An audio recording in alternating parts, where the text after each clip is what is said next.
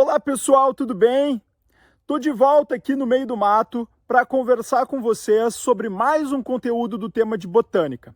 Estamos chegando no final desse conteúdo, teremos apenas mais 2 vídeos e partiremos para o próximo tema. E nesses 2 vídeos eu quero trabalhar 2 conteúdos importantes com vocês. No primeiro vídeo, que será o vídeo de hoje, nós trabalharemos a parte de citologia vegetal e histologia vegetal. 2 conteúdos bem importantes para a gente entender o que vai acontecer no último vídeo, na cereja do bolo, quando a gente vai trabalhar o conteúdo de fotossíntese. Pessoal, fotossíntese às vezes parece ser algo um pouco difícil de entender, porque tem lá uma fórmula química, mas vocês vão ver que eu vou conversar com vocês de uma forma bem simples e vou tornar esse conteúdo bem legal. Para começar, a gente vai abordar o conteúdo de citologia na aula de hoje, falando sobre as diferenças entre a célula vegetal e a célula animal. A primeira grande diferença entre as 2 células está na parte externa da célula vegetal. Sabemos que ambas possuem uma estrutura chamada de membrana plasmática, que é responsável por fazer ali a permeabilidade seletiva, determinar o que entra e o que sai, revestir e conferir proteção às células. Todavia, a célula vegetal ainda possui uma camada extra, que nós chamamos de parede celular. É uma parede que envolve a membrana plasmática, tornando a célula mais rígida e mais protegida do meio externo, ao que está no meio intracelular. A segunda estrutura bem importante é o vacúolo contrátil. O vacúolo contrátil é uma organela responsável por fazer um processo de eliminação de água através da osmose. Ele atua junto com o lisossomo. O lisossomo é uma outra organela que também existe na célula animal e na vegetal e faz a digestão celular. Ele é responsável por digerir os produtos internos da célula. O vacúolo contrátil, então, é uma estrutura que só existe na célula vegetal e ele é responsável por fazer esse processo. Após a digestão do lisossomo, ele consegue eliminar a água com algumas substâncias que, por osmose, vão poder sair da célula a partir da ação dele.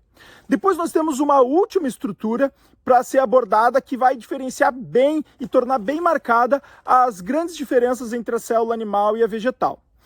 Essa estrutura se chama cloroplasto. O cloroplasto é uma estrutura exclusiva das plantas, não existe na célula animal. E é justamente o cloroplasto que é responsável por fazer a fotossíntese. O cloroplasto, ele utiliza os fótons que chegam na Terra com a luz do Sol e gera energia, gera ATP, adenosina trifosfato, que é uma molécula que a gente vai conversar na aula que vem quando estudar o conteúdo de fotossíntese. Nós podemos classificar os tecidos da célula vegetal em 2 grandes grupos: os tecidos meristemáticos e os tecidos adultos ou perenes. Os tecidos meristemáticos são os tecidos com células indiferenciadas, são células capazes de se transformar em qualquer outro tipo de tecido. Elas permitem o crescimento à planta. Os meristemas, eles existem em grande concentração no ápice, na parte mais alta da planta, onde a planta está crescendo para cima, e no ápice, na parte mais baixa, onde tem as raízes, onde a planta cresce para baixo. Além dessas 2 regiões onde ocorrem os meristemas apicais, nós temos os meristemas laterais, que é o meristema que faz o câmbio da casca, quando a planta tem o crescimento lateral. Muitas vezes ocorre a troca da casca, né? Aquela casca de revestimento externo da planta, ela vai trocando justamente devido ao crescimento da planta e ela vai se alargando. O tronco, por exemplo, vai se alargando, o caule vai se alargando. Esse é um processo de crescimento lateral da planta, que ocorre em função desses tecidos, os tecidos meristemáticos.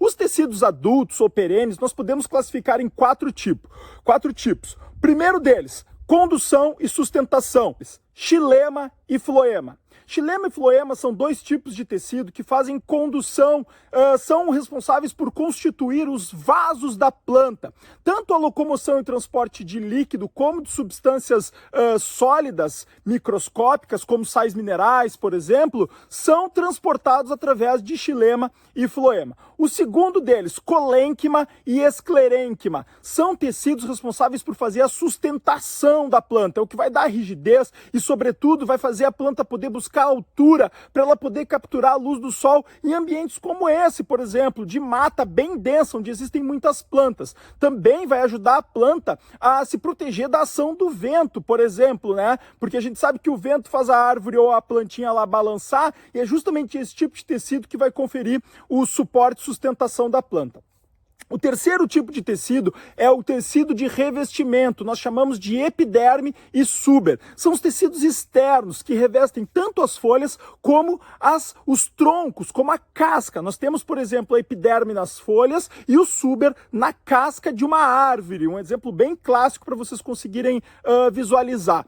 Por final, nós temos os tecidos que nós chamamos de parênquimas. São tecidos de preenchimento e armazenamento. São nesses tecidos que a planta guarda substâncias importantes para ela gerar energia futuramente. Beleza? Então esses são os principais tipos de tecidos vegetais. Na nossa próxima e última aula, a gente vai estar abordando um tema bem importante na parte de fisiologia, que é a fotossíntese. Não percam que ela vai estar demais. Tchau, tchau!